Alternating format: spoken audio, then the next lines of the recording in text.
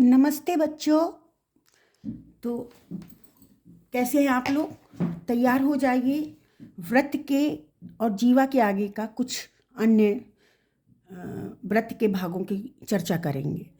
तो देखिए सामने क्या हमने लिखा है, व्रत की छेदक रेखाएं, रेखा, स्पर्श रेखा और स्पर्श बिंदु। तो ये पॉइंट्स हम कुछ क्लियर करेंगे आपको। देखिए आपको क्या दिखाई पड़ रहा है, मैंने 3 वृत्त लिए हैं और उनके साथ जुड़ी हुई एक रेखा ली है। इस रेखा को छेदक रेखा कहते हैं। तो इन तीनों वृत्तों में क्या अंतर है ये हम स्पष्ट करते हैं। देखिए पहले वृत्त में एक वृत्त है ओ केंद्र का और एक रेखा है प्रतिच्छेदी रेखा छेदक रेखा। अब इनको हम देखते हैं, ये कुछ दूरी पर हैं, ये एक दूसरे से टच नहीं कर रही हैं, ना ही कहीं एक दूसरे को काट रही हैं। इसलिए जब कोई एक दूसरे को काट नहीं रहा है तो इसका नाम देंगे अप्रतिच्छेदी रेखा। ठीक है। इसके बाद फर्स्ट हो गया सेकंड डायग्राम। जो सेकंड चित्र दिया हुआ है उसमें ये रेखा कुछ आगे बढ़ के चली गई है, वही वो वृत्त है और वही छेदक रेखा। अब वो अंदर की तरफ आ गई है तो हम देखते हैं कि ये 2 बिंदुओं को वृत्त को काट रही, ए और बी। ठीक है। तो ये इसको टच करती है और अंत में 2 बिंदुओं को काटती है, तो इसको कहते हैं छेदिका, है ना। चूंकि आप प्रतिच्छेद कर रही है, काट रही है, इसलिए इसको छेदिका कहते हैं। ये वृत्त से जा मिली और अंदर जाकर 2 बिंदुओं पे कट रहा है। ये जो सरकमफेरेंस परिधि पर 2 बिंदु, उसका नाम हमने ए बी रख लिया, ओ केंद्र का वृत्त है। आगे समझ में। इसके बाद ये और एक थर्ड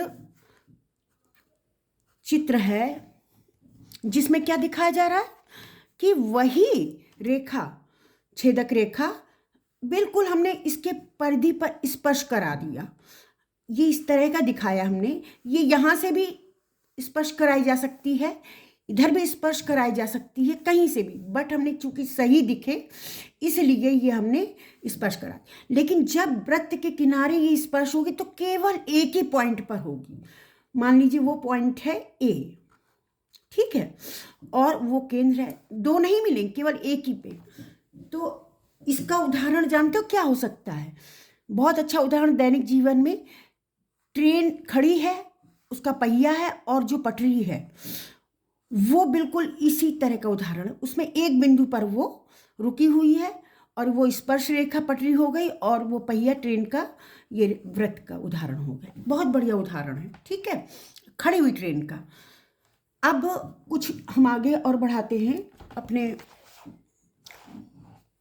ज्ञान को। देखिए ये एक हमने वृत्त लिया, ठीक है, एक वृत्त लिया तो केंद्र वो है। अब ये छेदक रेखा कितनी हो सकती हैं? छेदक रेखा बहुत सारी हो सकती हैं। किसी भी बिंदु से हम इसको ले सकते हैं, ऐसे भी ले सकते हैं, असंख्य, बहुत ज़्यादा, कितनी भी खींची जा सकती हैं। लेकिन एक रेखा अगर केंद्र से जाएगी तो ये छेदक रेखा नहीं होगी। ये भी होगी छेदक रेखा लेकिन ये जीवा नहीं होगी। प्रश्न आता है, क्या छेदक रेखा जीवा हो सकती है? प्रश्न है, ये पूछा जा सकता है 1 नंबर में, वस्तुनिष्ठ प्रश्न। जीवा हो सकती है? नहीं, उसका आंसर है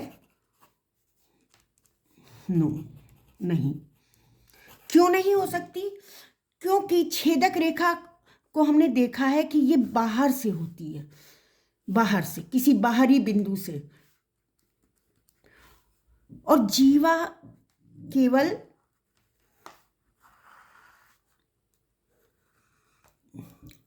जीवा जो होती है, चित्र दिखाई पड़ रहा है,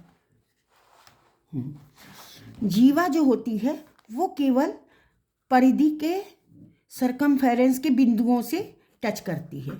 छेदक रेखा बाहरी बिंदु से जाती है और अंदर के कोई दो बिंदु, मान लीजिए ये छेदक रेखा गई यहाँ से, ये एक छेदक रेखा ले लेते हैं, ये सी बिंदु है अन्य कोई, लेकिन अंदर वृत्त में बी और सी को काटती है, तो छेदक रेखा बाहर से जाती जबकि जीवा अंदर ही होती, ये अंतर है। ठीक है, तो एक छेदक रेखा जीवा नहीं हो सकती। जीवा भी असंख्य, हमने पहले भी बताया, जीवा भी हम असंख्य कर सकते हैं। ठीक है, अब प्रश्न ये होता है कि जो स्पर्श रेखा है, जो वृत्त की स्पर्श रेखा है, ये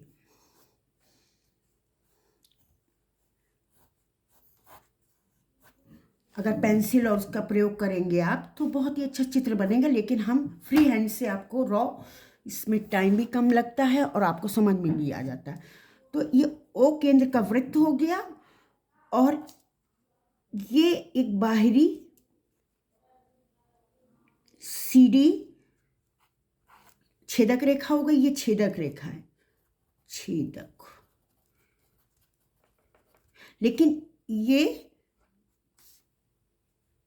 ए बिंदु पर टच कर गई, एक ही बिंदु पर। अगर इसको उठा के या ऊपर ले जाएंगे तो ये दो बिंदु, मान लीजिए ये रेखा एक और है, तो ये यही छेदक रेखा जब बढ़ाएंगे तो और दो बिंदुओं को A B C, A B पर टच करेंगे, सी डी को ऊपर ले जाएंगे तो यहाँ टेंजेंट ए, एक ही हो गया। ये स्पर्श रेखा इंग्लिश में कहते हैं टेंजेंट रेखा। अब मान लीजिए एक बिंदु ये है और केंद्र, इसको हम सीधा मिला दें। ठीक है, सीधा मिलाने पर क्या होगा, ये लंबवत हो जाएगी। लंबवत का मतलब कि 90 अंश का कोण बनाएगी। ठीक है, तो जहां से भी, कहीं से भी हम छेदक रेखा लेंगे, छेदक रेखा और केंद्र से छेदक बिंदु, केंद्र से जो त्रिज्या होगी उसको मिलाने पर जो भी एंगल बनेगा वो 90 अंश पर ये मिलती हैं, ये हमेशा 90 अंश पर मिलती हैं। ये एक इसकी विशेषता है। तो तमाम सवाल भी इस पे आते हैं, ये इसकी विशेषता है। अब इस पे बहुत सारे प्रश्न भी आते हैं कोण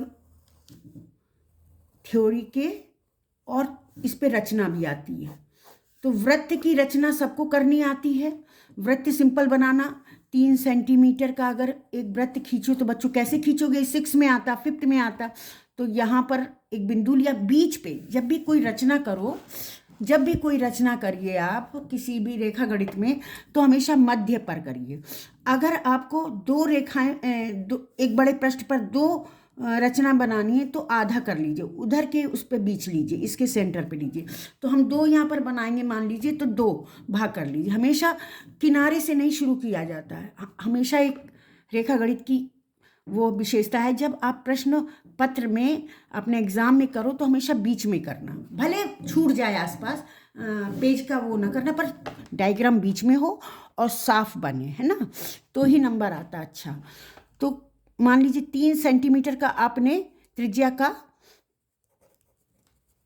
वृत्त खींचा, तो वृत्त तो सबको खींचना आता है। यहाँ प्रकार की नोक और प्रकार से किस तरह से समान पेंसिल और उसके प्रकार की नोक को लेकर के, नोक को हमने यहाँ रखा और इस तरह करके घुमा दिया, तो हमारा एक वृत्त तैयार हो गया जिसकी त्रिज्या कितनी है, 3 सेंटीमीटर। मान लीजिए एक त्रिज्या है, ये ओ केंद्र है, तो ये हो गई 3 सेंटीमीटर। अब अगर आप एक केंद्र पर एक स्पर्श रेखा खींचेंगे इस तरह करके, तो यह कितने का कोण बनाएगी, 90 अंश का। अब मान लीजिए छेदक रेखा बाहर से जा रही है, सी डी बिंदु है, तो इसको इससे मिला दिया और इसको इससे मिला दिया। तो तमाम सवाल ये डी सी को इधर कर लेते हैं, छोड़ो। तो अब इनकी क्या विशेषताएं हो गई, मान लीजिए ये कोण है और ये कोण है, 2 कोण मालूम हो तो हमें तीसरा ये पता लग जाएगा, और इसी पर आधारित रचनाएं होती हैं।